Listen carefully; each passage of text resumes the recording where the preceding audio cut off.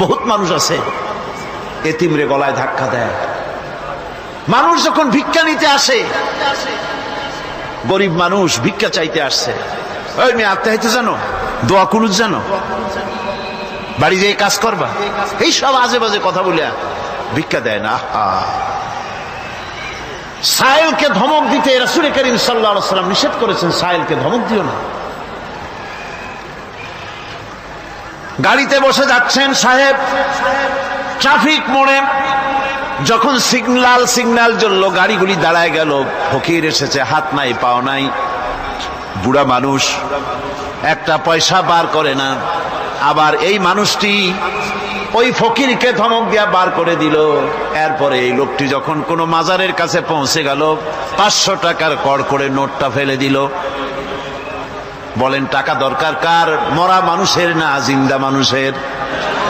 কার দরকার?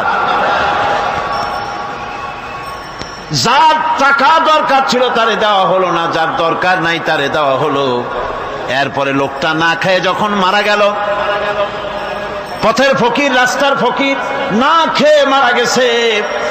এরপরে তার কাফনের কাপড় নাই, লোকটাকে রাস্তার উপরে শোয়া একটা ছেঁড়া কাপড় দিয়ে ঢেকে রেখেছে। বড় লোকেরা, সাহেবরা তখন গাড়ি দাঁড় করে আর 5টা টাকা 2টা টাকা করে তার লাশের উপরে মারতেছে। এটা মানবতার এর চাইতে লাঞ্ছনা, মানবতার জন্য এর চাইতে গঞ্জনা আর কিছুই হতে পারে না। মানবতার প্রতি লাঞ্ছনা এর থেকে আর দুর্গতি কি হতে পারে? বেঁচে থাকার সময় 1টা টাকা আপনি দিলেন না, মরে যাওয়ার পর বিদায় হয়েছে বালাই, এখন দেওয়া শুরু করেছে। আমার বন্ধুগণ, এই জন্য এতিমের প্রতি দরদ করার জন্য আল্লাহ পাক কোরআনের ভিতরে পরিষ্কার বলেছেন,